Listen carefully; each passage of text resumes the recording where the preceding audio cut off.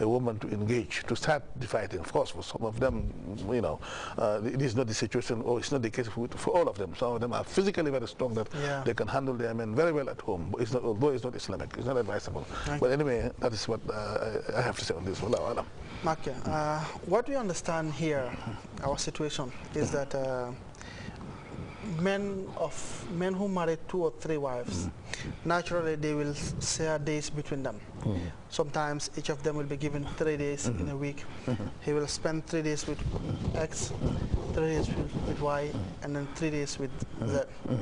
Now, in that situation, if you are supposed to spend time with X, and then you sided and then went to Y to enjoy yourself there. Islamically,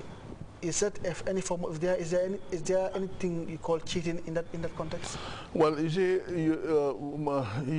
it depends on it may be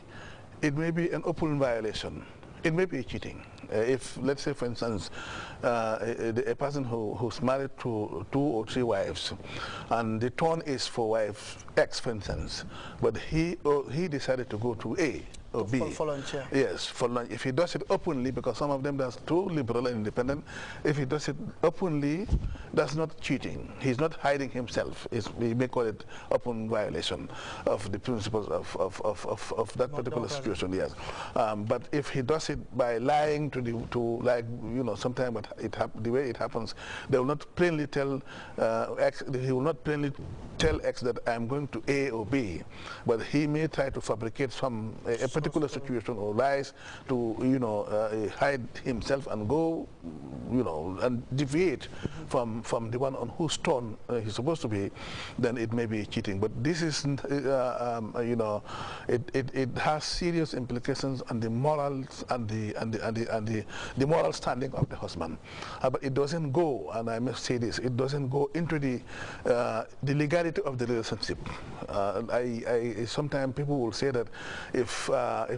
it happens and a child happens to be born out of this particular situation, the child becomes illegitimate. It is absolutely wrong. Any child who is born after a marriage which was contracted in accordance with the teaching of Islam becomes a legitimate child. There is no way that the legitimacy of the child can be affected by this way of how to call it. Within your own rules. Yeah, exactly, yes. Yeah. Okay, Oustaz, even though it's an English program, waaye gannaaw buñ sante mbokk yi nuyu leen tamit bëgg naa pour bunta bi ñu gën a ko leeral because ñu ma jot a waxtaanal yëpp si bunta bi all of lañ understand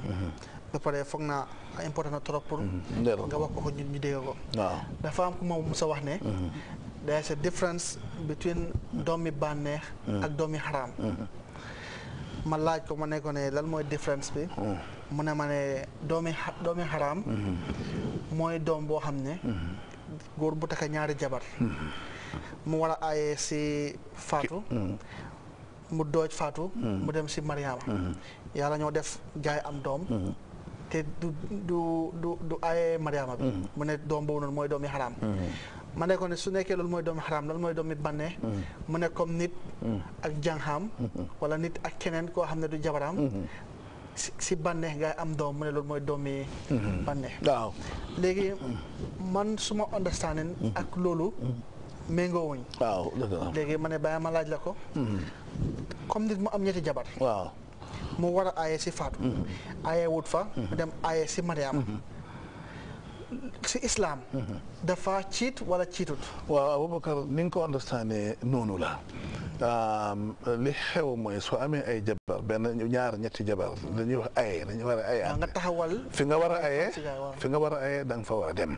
waaye fekkee ne fi nga war a aye da nga fa bañ a dem nga fen nga nax fenal ki nga xam ne moom nga war a dem nga fen nga lay daal ne ko da nga feebar wala fen nga daal nga dooj boobu su la neex nga ooyee ko cheating maanaam war na ko yaa ngi war ki nga war a dem fenal nga ko su fekkee dem da nga ko def délibéré da nga ko def ak doole da nga ko jaay doole xam nga ni fa nga war a dem nga bañ faa dem nga dem ci kenn yaa ngi koy jaay doole ba léegi rek yaa ngi xotti sarta waaye rek loolu foofu la yem bàkkaar bi su fekkee ne am na bàkkaar góor bi moo jël bàkkaar bi because because moom moo bàyyi àqi jabar bi mu waroon a dem te nit kenn ku nekk am na àq ci moroomam ci jëkkër ak jabar soo ko kun bàyyi na àqi jabar bi mu waroon a dem soo bàkkaar bi ci moom la yem am maa nag li ñuy wax ne li mu lay wax doomi bànneex ak doomi haram man gisuma fenn fuñ bind ci téere l'islam yi li ñuy wax doomi bànneex doomu yoon moo am ak doom bu dul yoon xëy na doom bu dul yoon mun nga ko ooyee doom bu haram doomi haram mooy doom ju haram doom bi nga xam ne baayam takk na yaayam ci sëyu lislaam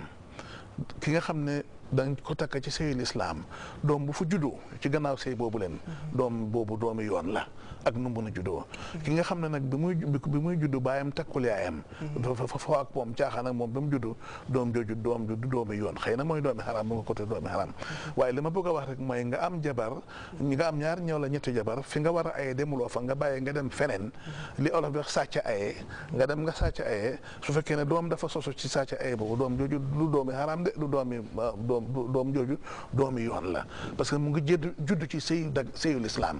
mu ngi judd ci néegu sëy ci lalu sëy ci la juddoo doom jooju doomu sharia la doomu lislaam la doomu diine la doomu yoon la loolu mooy lislaam wallahu alam waaw naa bëgg tamit sa njëkkeeli question bi comme góor boo xam ne da nga war a dafa am problème ak jabaram waaw yan jéego nga war a jël waaw mooy li ma gis ne waaw saafaral nga diggante bi balaa ngaa jëp topp nga si bàyyi waaw dama la njëkkoon wax rek mooy islam daga na fase waaye islam bëggul fase mooy li nga war a mujjee def waaye nag comme ni ma ko doon expliqué ci anglais ay nit suñ dëkkee foog ñu am ñàkk a déggoo bés dana jot kii mer wala kii tooñ kii wala kii li gën mooy ñu mu ñalante balaa ñëw dem di tàggoo parce que tàggoo baaxul surtout buñ amee doom sëy moom su ci doom amee rek fas yi war na ci awee waaye li ñu laa wax mooy su fekkee ne coow am na surtout yow góor nga xam ne yaa moom fase dañu naan balaa ngaa fase waxal ak sa jabar waxtaanal ak moom digal ko su bañee mun ngaa oo kilifa yi ñu digal ko kilifa yi ci sa boor ak ci booram kilifa yi élément bi ci kilifa yi la alkaali bi ci kilifa yi la borom xam bi ci kilifa yi la ñëpp mun nañ koo digal su fekkee ne nanguwute dégg ñu ne la kon nga yéen yi nga ko daan defal yenn yi da nga ko daan may xaalis da nga ko daan defal lu nekk nga wàññi yenn yi pour woon ko ne mere nga ko wala nga bañ a wax ak moom pour woon ko ne mere nga ko wala su guddi jotee su nga tëree ci lal nga bàyyi ko ba dem tëri ci beneen lal wala nga jox ko gannaaw pour woon ko ne mere nga ko ñu ne soo defee yooyu yëpp te jëriñu dara sotiwul mun ngaa dóor ma ne dóor nag ni ko islam déggee ak ni ko nit ñi di doxalee bokkul dóor bi islam santaane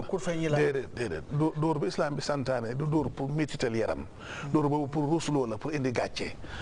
parce que gor soo ko bëggee dóor si bëgguloo ko sax ci biir mbooloo soo ko bëggee dóor si bëgguloo ko dóor sax soo demee bëgg ko dóor loolu rek bën na ko ruusloo moo tax mag ñu baax ñi niñ daan def buñ daan dóor seen jabar yi kaala la ñuy jël xam nga kaala mënti dóor kaala la ñuy jël caw ay yoon dal di bàyyi pour wane rek ne mer nga te bëgguloo def leneen loolu lii loolu moom la lislaam xam ci dóor waaye dóor bii xew ci jamaano balaa ñëw nga baxañ laxas sa loxo ba ngay box wala nga jël kurfeñ wala nga jël et wala nga jël paaka loolu lislaam loolu balaa caa nga fase parce que yooyu dóor mun naa gaañ loolu lislaam yooyu islaam taxut loolu li lislaam daan wax dóor du dóor buy méttital yaram waaye dóor buy rusuloo la parce que gor bu nekk bëggut gàcce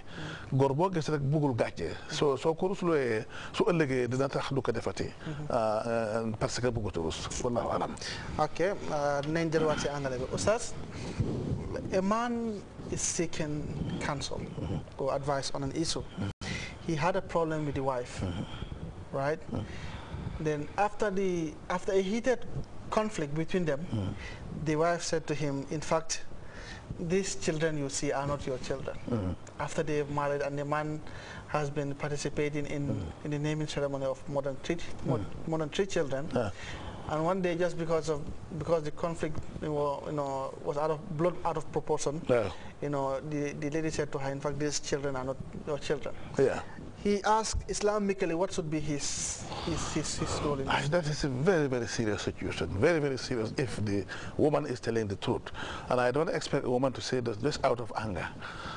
because that is a very, very serious matter. No matter how angry a woman is, a woman will not jump to telling the husband that the children are not yours. Well, of course, if it is only out of anger, she must explain. But in this case, it will be very important for the man to get these facts established. And if it is established, before the advent of the DNA system, testing system,